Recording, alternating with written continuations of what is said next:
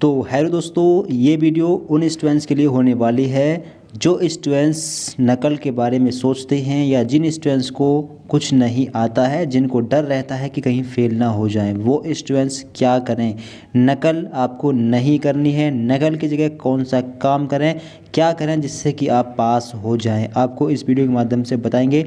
नकल के नुकसान क्या हैं, क्या हो सकता है नकल करने पर, नकल के बगैर पास कैसे हों, ये सब बताएंगे। चलिए शुरू करते हैं वीडियो को। तो देखिए, सबसे पहले तो आप लोग ये 3-4 न्यूज़ देखें। एक नकलची पकड़ा, 50 ने छोड़ी परीक्षा। इसके अलावा एक और देखें, विषम सेमेस्टर की परीक्षा के दौरान पकड़े गए 6 नकलची। इसके अलावा और देखें, CCSU मोबाइल से नकल करते पकड़े गए 3 परीक्षार्थी। तो ये जो आप नकल कर रहे हैं, कोई भी स्टूडेंट जो भी ये नकल कर रहा है, बहुत ही आप गलत कर रहे हैं। नकल अगर आप करते हैं तो आपके रिजल्ट पर UFM लगा दिया जाएगा। जी हाँ, अगर UFM लग जाता है तो आपको काफ़ी प्रॉब्लम आएगी। इसको हटाने के लिए आपको काफ़ी चक्कर काटने पड़ेंगे। इसलिए आप नकल के बारे में बिल्कुल ना सोचें। दूसरा, नकल करने से आपका जो है नाम भी बदनाम होता है।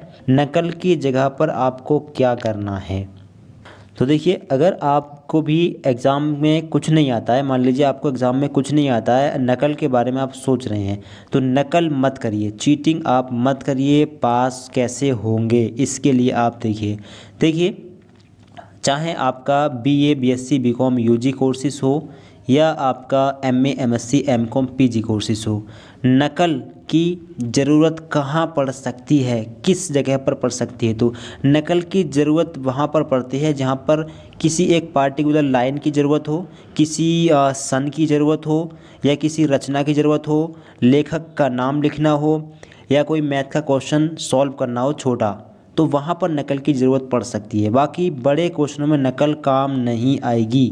जी हाँ, नकल बिल्कुल भी आपके बड़े क्वेश्चनों में काम नहीं आने वाली है, क्योंकि जितनी देर में आप नकल करेंगे उतनी देर में उससे 2 या 3 गुना ज़्यादा आप लिख देंगे। नकल करने के नुकसान ही नुकसान है, कोई फ़ायदा नहीं है। नकल केवल वही स्टूडेंट्स करेंगे जिनको अपने आप पर कॉन्फिडेंस नहीं होगा पास होने का। नकल की बजाय आप क्या काम करिए, UG courses BA BSc BCom PG courses MA MSc MCom।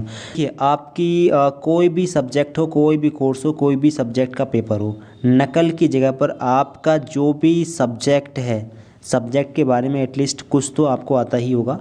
थोड़ा बहुत जो भी आता है क्वेश्चन के बारे में आप वो लिखिए। नकल के बारे में बिल्कुल मत सोचिए।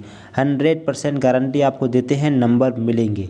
क्वेश्चन के रिगार्डिंग अगर आपने 5% भी लिखा है, क्वेश्चन के रिगार्डिंग थोड़ा बहुत भी लिखा है 5% भी, तो अगर 4 नंबर का क्वेश्चन होगा तो 1 से 1.5 नंबर मिल ही जाएगा। अगर 10 नंबर का क्वेश्चन होगा, अपने पेज भरे हैं और क्वेश्चन के रिगार्डिंग थोड़ा बहुत भी लिखा है, 10% भी लिखा है, तो अगर 10 नंबर का क्वेश्चन है तो आपको 2 से 3 नंबर या 4 नंबर भी मिल जाएंगे। जी हाँ, यूनिवर्सिटी की एग्ज़ाम की जो कॉपी चेक होती है उसमें यही देखा जाता है कि जो स्टूडेंट्स है उसकी मेंटालिटी कैसी है क्वेश्चन के रिगार्डिंग, मतलब कितना सोच सकता है उस क्वेश्चन के रिगार्डिंग स्टूडेंट्स, किस तरीके से अपने विचारों को रख सकता है।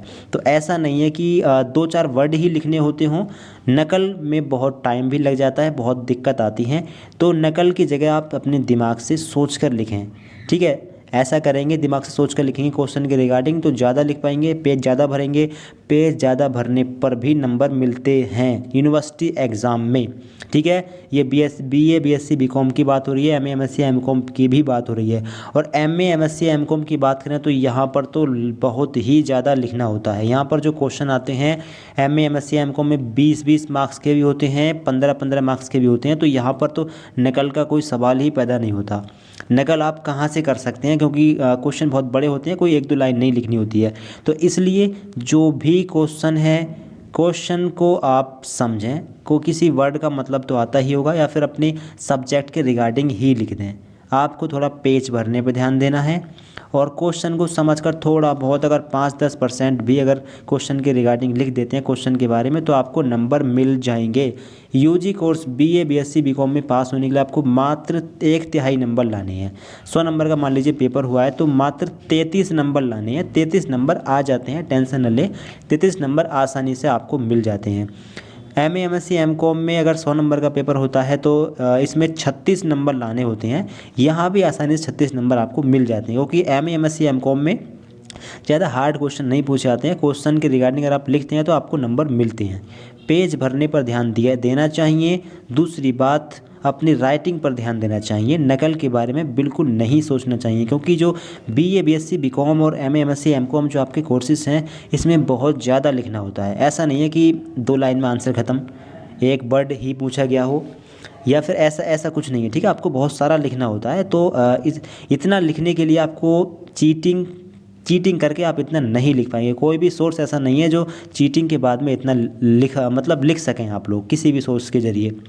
तो इससे बेहतर है कि आप अपने दिमाग से बनाकर लिखें। बिल्कुल ये छोड़ दें कि आपको कुछ नहीं आता। अगर कुछ नहीं आता है तो आप इस एग्ज़ाम तक कैसे पहुँचे, यानी BA, अगर आप BA में हैं तो 12th तक पास करके BA में कैसे पहुँच गए, कुछ तो आपको आता ही होगा।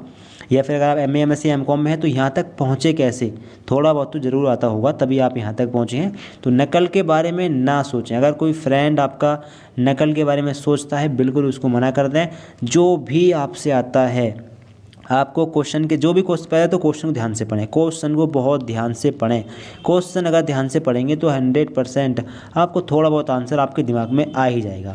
और ये जो BA BSc BCom में, MA MSc MCOM में हम अपने पूरे अनुभव एक्सपीरियंस के साथ में बता रहे हैं कि ये केवल आपके दिमाग पर डिपेंड करता है कि आप कितना सोचते हैं, कितना क्वेश्चन के बारे में लिख सकते हैं। रटने से कोई भी फ़ायदा नहीं है और नकल करने से कोई भी फ़ायदा नहीं है। उस क्वेश्चन के रिगार्डिंग आप कितना जानते हैं, ठीक है, वो मैटर करता है। जितना भी आप क्वेश्चन के रिगार्डिंग जानते हैं वो लिखिएगा, बाकी किसी चीज़ पर ध्यान न दें। नकल पर बिल्कुल ध्यान न दें आप, ठीक है। नकल अगर आप करते हैं, सोच भी रहे हैं, तो अगर आप नकल करते हुए पकड़े गए तो UFM लग जाएगा, अनफेयर मीन्स।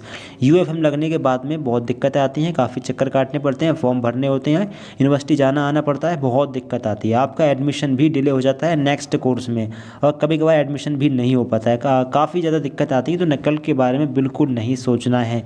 जितना बताया गया है उतना करिए, जितना आपके दिमाग में है उस क्वेश्चन के रिगार्डिंग लिखिए। बिल्कुल भी नहीं है तब भी लिखिए। सब्जेक्ट के रिगार्डिंग तो होगा ही होगा, तो सब्जेक्ट जो भी है, हिस्ट्री हो, ज्योग्राफी हो, सोशल साइंस हो, केमिस्ट्री हो, जो भी है, जो भी लिखना आता है लिखिएगा, ठीक है। लिखने से ही पास होते हैं, नकल करने से आप पास नहीं हो पाएंगे, क्योंकि थोड़ा बहुत नहीं लिखा जाता है, बहुत सारा लिखना होता है। तो नकल को अवॉइड करिए और अपने दिमाग पर डिपेंड करके, अपने दिमाग पर डिपेंड रहकर आप अपने दिमाग से बना कर लिखिएगा, ठीक है। ये आप यहाँ पर देख भी पा रहे होंगे कि यहाँ पर लिखा है तीनों पर UFM में कार्रवाई हुई है, यानी गाजियाबाद में एक छात्र को नकल करते पकड़ा गया, 3 छात्रों को, ठीक है। तो तीनों पर UFM में कार्रवाई हुई है, कार्रवाई इन पर तुरंत लगाई गई है। UFM इनके रिजल्ट पर लगाया गया है। UFM बहुत गलत चीज़ है, ये नहीं लगना चाहिए रिजल्ट पर। वैसे ये हट जाता है, लेकिन बहुत दिक्कतें आती हैं। UFM लगने पर रिजल्ट भी ख़राब हो सकता है। तो UFM आपके रिजल्ट पर नहीं लगना चाहिए। UFM जब भी लगता है जब कोई समस्या होती है आपकी तरफ से, आपने कुछ गलत किया होता है, तो UFM यूनिवर्सिटी द्वारा लगा दिया जाता है। और इसके अलावा भी आपको काफ़ी सारी प्रॉब्लम का सामना करना पड़ सकता है अगर आप नकल करते हैं। 1/3 नंबर लाने हैं मात्र। 50 का पेपर है तो 17 नंबर लाने हैं पास होने के लिए। 17 नंबर आसानी से मिल जाएंगे, कोई इतना हार्ड नहीं है। आप अपने दिमाग से बनाकर लिखिएगा, ठीक है। तो आई होप कि आप समझ गए होंगे नकल के बारे में नहीं सोचना। बाकी आप किस कोर्स की तैयारी कर रहे हैं, कौन सा कोर्स आप कर रहे हैं, किस यूनिवर्सिटी से कर रहे हैं, अपने ज़िले का नाम, अपने कोर्स का नाम कमेंट बॉक्स में बताइएगा। इस वीडियो को दोस्तों को शेयर कर दें और इसी प्रकार की इन्फॉर्मेटिव वीडियोज़ के लिए चैनल सब्सक्राइब कर लें। Thank you so much for watching this video.